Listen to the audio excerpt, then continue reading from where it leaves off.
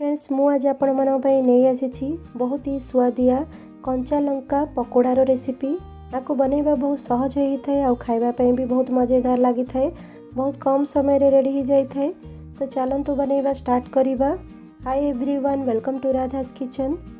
प्रथमे गोटे बाउल रे गोटे कप बेसन नबा, आधा चमच हळदी गुंड, आधा चमच लंका गुंड और स्वाद अनुसार लुण पकेबा।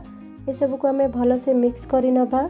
एबे इथिरे अल्प अल्प पानी देकी आर गोटे बहलिया बेटर तैयारी करिबा।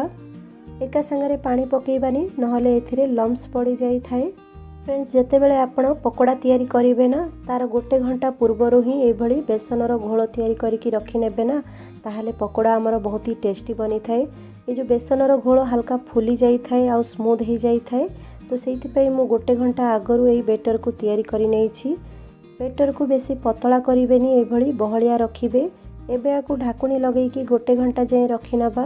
कंचा लंकार पकोड़ा तैयारी करिबा पई मु एठी 300 ग्राम बड़ साइज रो कंचा लंका नेछि। आपण देखि पारुथिबे एई लंका बेसी राग ही न थाए, माने बिल्कुल भी राग न थाए। एथिरे खाइबा पई बहुत स्वादिया भी लागि थाए। एई कंचा लंका को मु भल से धोई नेली। एबे एई कंचा लंका को आमे ए भली चीरा लगेबा।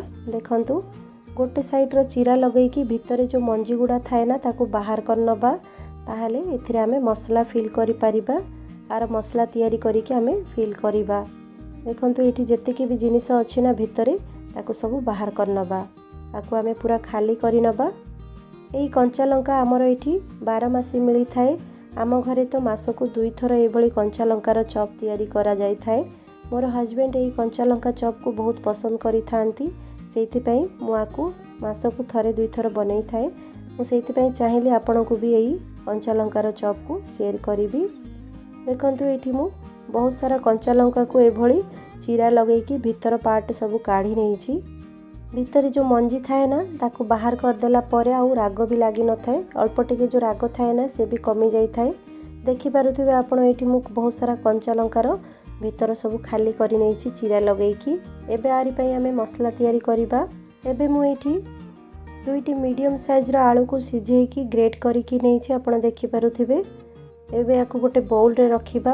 एबे इथिरे आधा चमच धनिया गुंड, आधा चमच हळदी गुंड, आधा चमच लंका गुंड और आधा चमच गरम मसला गुंड पकेइबा। एई आलू मसला रे गोटे चटपटा सा टेस्ट आनिबा पई गोटे चमच आंबुल गुंड पकेइछि, माने ड्राई मैंगो पाउडर पकेइछि।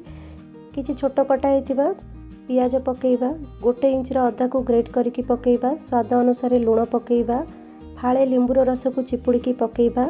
लिंबू रस पकेइबा द्वारा आर गोटे चटपटा टेस्ट आसी थाए और खाइबा पे भी बहुत स्वादिया लागि थाए।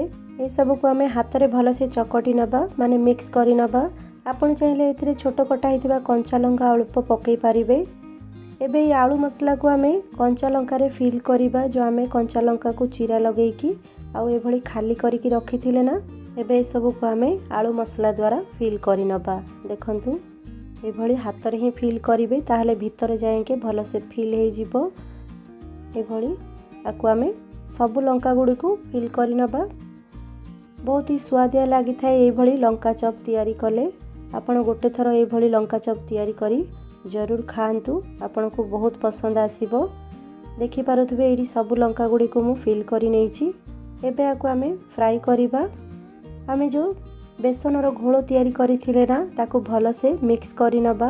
गोटे घंटा आगरु मु आकू रखि नेथिली बेटर बनेकी। तो ए भली स्मूथ बेटर तैयारी हेछि, आपण देखि पारुथिबे। एबे एथिरे 2 चमच पानी पकेइबा। काहेकि ना बेटर अल्प टिके गाढ़ा लागुथुला मते, माने बहलिया लागुथुला, सेथि पई 2 चमच पानी पकेइछि। गोटे कप बेसन रे गोटे कप मु पानी पकेइथिली। बेटर को बेसी पतला करिवेनी, नहले जेतेबेले हमें कंचा लंका को बेटर रे बुड़ेकी फ्राई करिबा ना ताहले बेटर बिल्कुल भी कंचा लंका ऊपर कोट हबनी आउ हमर पकोड़ा भल से ठीक से बनिबनी।